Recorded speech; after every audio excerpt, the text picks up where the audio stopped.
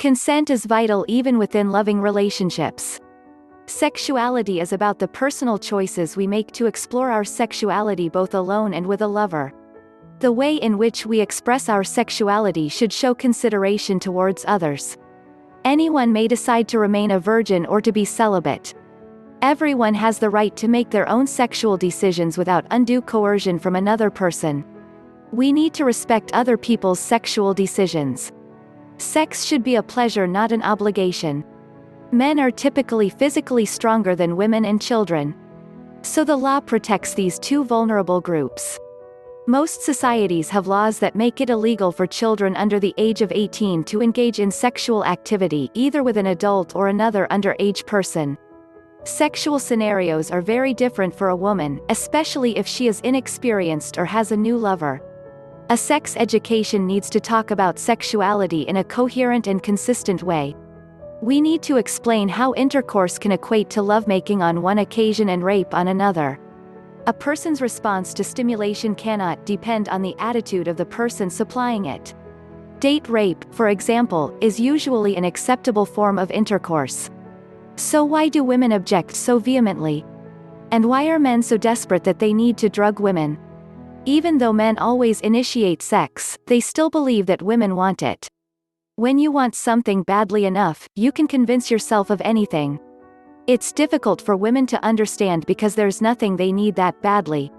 We all depend on air to breath, water and food, but these things don't depend on another person's cooperation. During sex, a man feels free to explore a woman's body within limits set by her tacit approval. One of the issues with the concept of consent is that women tend to passively accept sexual activity that men initiate.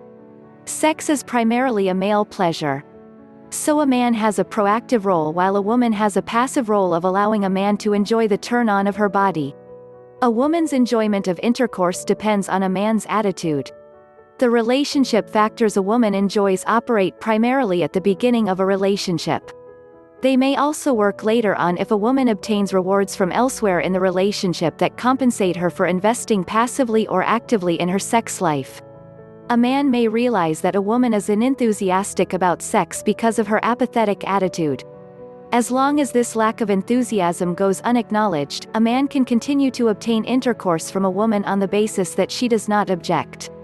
Many women are far from enthusiastic about sex, but they rarely object explicitly.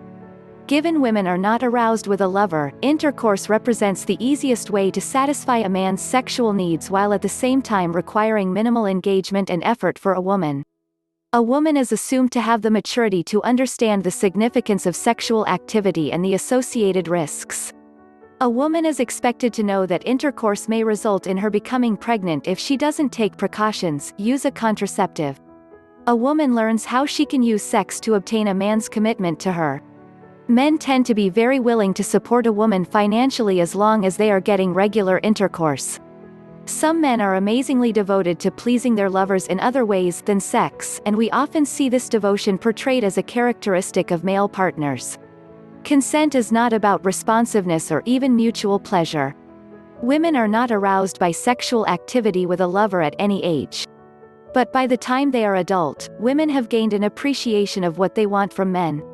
Consent is more about a person having the social maturity and life experience to understand the consequences of engaging in sexual activity. An adult is assumed to have the experience, character and confidence that makes them capable of making their own sexual decisions without the risk that they have been coerced by a more forceful adult. An adult is assumed to have the confidence to stand up to anyone else who puts emotional or physical pressure on them to engage in sexual activity they don't want to.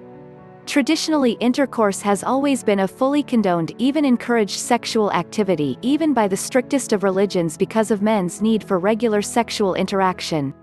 An implicit assumption of marriage is that a woman consents to have intercourse with her husband. A man wants to establish his right to regular intercourse with his wife. A wife's refusal to consummate the marriage may be grounds for annulment. Men ensure that they get the stimulation and turn on by stimulating a lover's anatomy that they need for their sexual release. This is one reason why women are less enthusiastic about casual sex than men are. Women behave passively in sexual situations and have much less control than men have. Some men have highly unusual or deviant sexual behavior. A few men are violent towards women and cause them physical harm. Regardless of her relationship status, a woman retains her rights over her own body, including what she does with it and what a lover can do with it. When it comes to our sexual decisions, we need do only what we are comfortable to do, not what others, even a lover, tell us we should do.